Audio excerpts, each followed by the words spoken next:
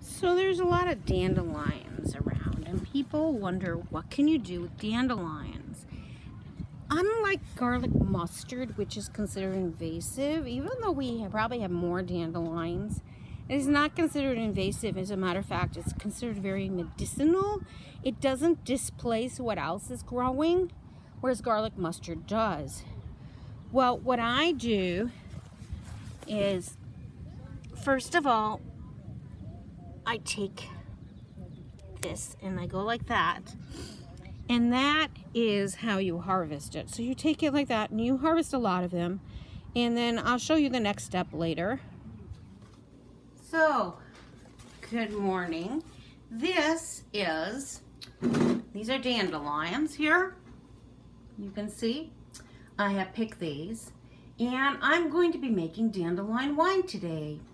And I'm going to show you, the first step will be to, after you pick them, will be to clean them so we're ready for this. These were already prepared in advance, so I'll be showing you that in just a moment. So you want to be cleaning this. So you grab it with one end and you kind of just start pulling. You don't want the green stuff, so you want to kind of pull from the center. And when they've got this, makes it easier than if they are past prime. So you want to pick them when they're still wet in the morning. It's easier to clean them. And you don't have to, you really want to be careful not to get the greens. Like here, I got a little bit of green. I don't know if you can see it. Yeah. I don't want that in my dandelion wine. So it's better to, and here's another one. So you want to get the ones that have long things like this. That makes it really easy. You see how easy that one was? And let's see, did I get any green? No, I didn't. Now, I've got a lot more. This is what I'm aiming for in 2 different 1-gallon things. And that is, so I'll show you those steps a little later. So now you can see what happens after you're done cleaning. So this is a big pile of cleaned. There's a little bit left. That will get composted. And if you're thinking, oh my God, if I compost it, I'm going to have lots of dandelion seeds. That's the point, actually, that I'll get more dandelions so that I can have more next year. I always leave plenty behind, but in the lawns where I harvest, there's a field down the street, my own lawn and my church's lawn, and UB, which is a great source for lots of dandelions because there's no spray. And you also want to not pick close to the road. And so this is kind of what it looks like after it's been picked. Now I'm going to wash it next, and I'll show you how thoroughly I wash it. Okay, so I've got a whole colander here of what I cleared up, and I'm going to add in the last of it. And now you always want to wash these things if they're going to go into a jelly or a wine like we're making here. Actually, I can use this for either one. At this point, the process is pretty much the same. And when I wash it, it also helps me to identify if there's any greens in there. Gets rid of any sort of contaminants. Now, if you are a purist and want organic everything, then of course you're going to want to have your own water.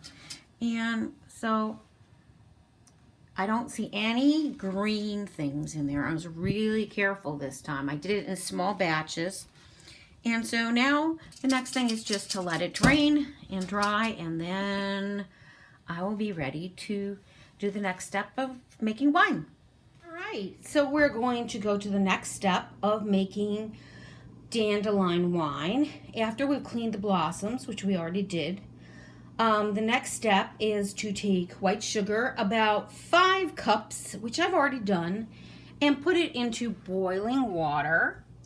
And after it's completely dissolved, you turn off the water and you let it cool for about, let's say, maybe an hour, hour and a half. It depends on the cooling time. At this time of year, it will take longer than in the winter time.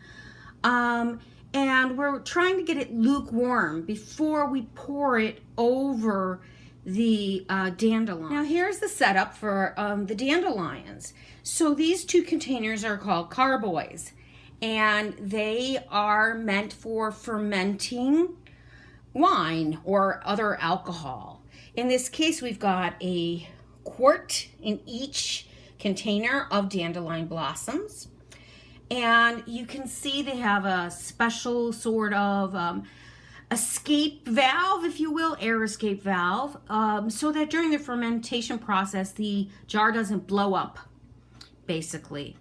And we will be adding a few more things besides sugar to this. So a couple of things that are recommended would be yeast nutrient. You don't need a lot of this, but yeast nutrient helps to feed the yeast besides the sugar already. And yeast itself. The one that was recommended was this one. It is a white wine dry yeast. And this is the one that's recommended because basically we're going to end up with a kind of whitish, yellowish color. I'll show you that a little later. Okay, another ingredient that is needed is lemon zest. So you take 1 or 2 lemons and you peel them. I make sure that the lemons are organic and I use the lemon zest.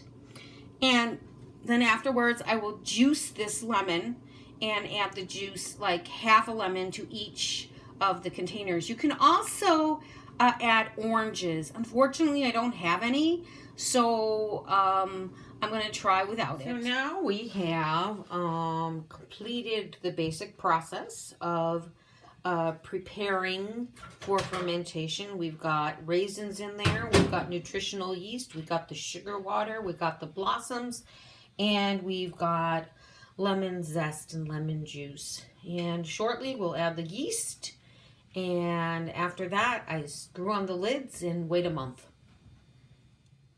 And here we have dandelion wine with yeast in it, ready to ferment for the next month, month and a half. Then I'll strain out the blossoms. And, well, this first batch that I made over here, I waited a year. I decanted it last week. So there you are. How to make dandelion wine, the simple, easy version. There are many more recipes that are quite complex.